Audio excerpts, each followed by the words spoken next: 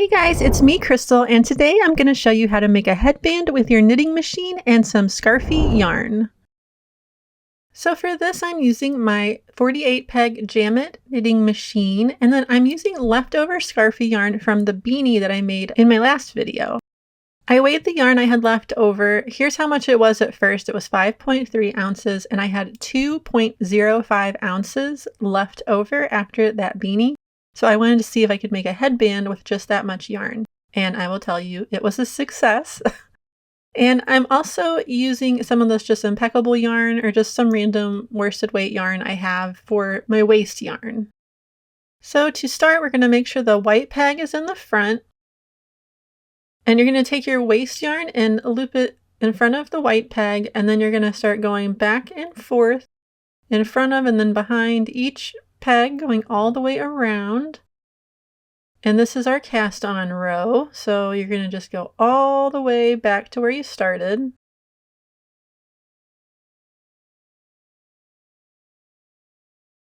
And then once you get back to the beginning, you're going to carefully push the yarn under those two little dividers there between the pegs, and then put the yarn down into the yarn feeder, and I put it in the middle tension holder thingy on mine. That's what seems to work good for me. Then we're going to carefully crank 5 rows. In the first couple rows, you always want to take your time to make sure you don't get any dropped stitches or anything. But you're going to crank 5 rows with your waist yarn. And once you get your last row done, and I've just got back to the white peg here, and you see I'm at 5 rows. So now we're going to switch to our main yarn, our actual yarn color. So just take your yarn out of the tension thingy, and I leave about a foot of yarn and then I cut it. Then take it out of the yarn feeder and put it in the middle of your machine. Then you're going to grab your whatever yarn you're using, or the Scarfie yarn, which is what I'm using. And you're just going to insert it in the yarn feeder, and I went ahead and put it in that center tension thing again.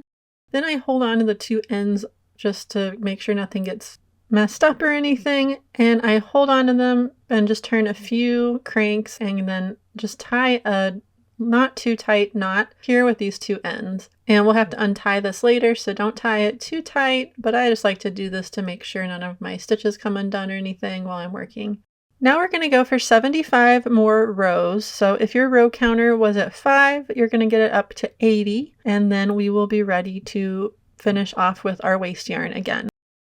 And I will note that this headband does fit an adult, but it is a bit snug. So if you want it to be a little bit bigger, you might do a couple more rows, maybe up to where it says 85.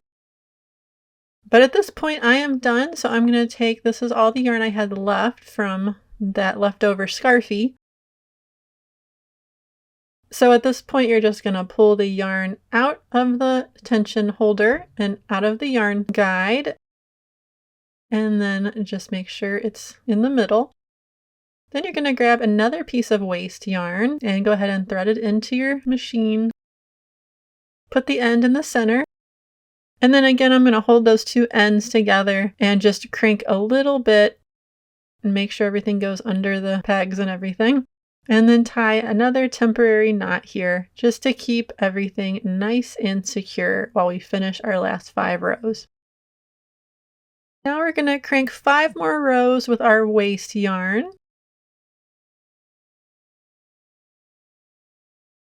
Alright, now we finished our last row, so I'm just taking my yarn out of the feeder and I'm going to leave about a foot or so. Cut the yarn and put it in the center. Now all we have to do is put our yarn right there in the middle and then just crank 2 more rows and our headband will just come off of the machine.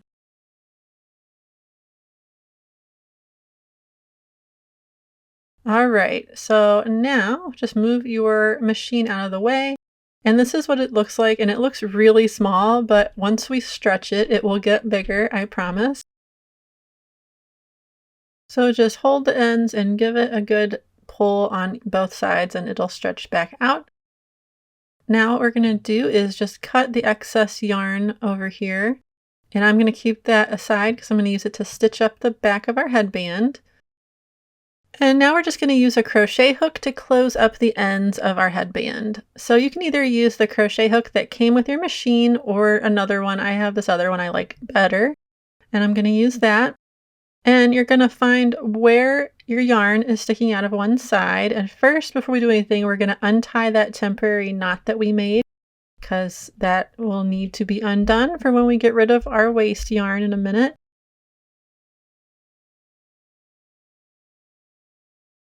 Okay, once you get that knot untied, we're going to go on the opposite side, so straight across, and you're going to find, so there's the end of the yarn, that's where we're going to end, and we're going to go all the way to the other side and find that center loop there of the main color yarn. So we're going to be working just with the main color, not the waste yarn.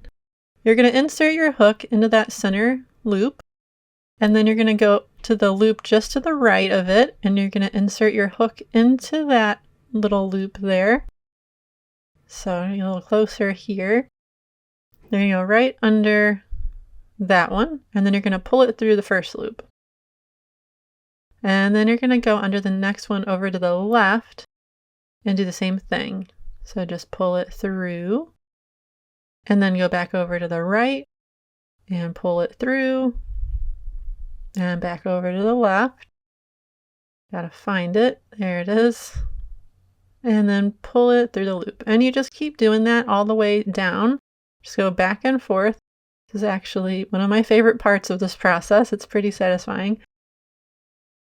And then when you get all the way to the other end, you're just going to pull the end of the yarn through the last loop. So I'll show you that in just a second.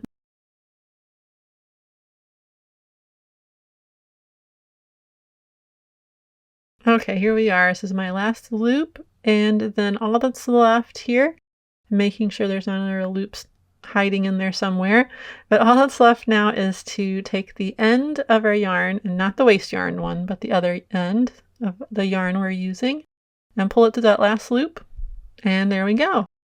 Our end is all closed up, so now all we have to do is unravel the waste yarn. And sometimes you get lucky and it just comes right off, and sometimes you have to cut it or it just won't cooperate. But here's a nice, satisfying, sped up version of whenever the waste yarn cooperates. And you just pull it right off, and then your end is all closed up and nice looking.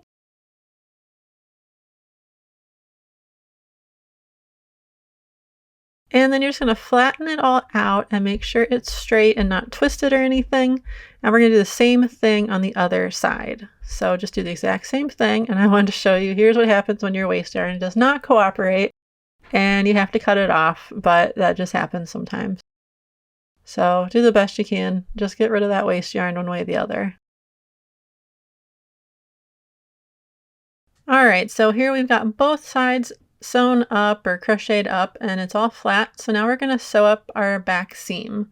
First, you're going to just twist your headband so there's a twist right in the center, and then bring those two ends together. And this is going to be the front of our headband here, and then this will be the back.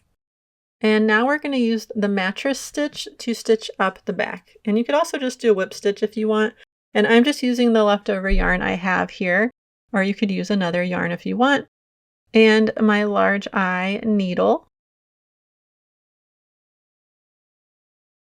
And to start, you'll see here on the edge, there's the little like V-shaped loops, like a crochet, your row of crochet has, where it has the little V-shaped loops. Instead of going under the two loops like this, like you normally would if you were crocheting or something, we're going to go in between, and we're going to go under the center of the two stitches in this direction, like under that little bar. And there's one right here at the very beginning that we're going to go through first, right here.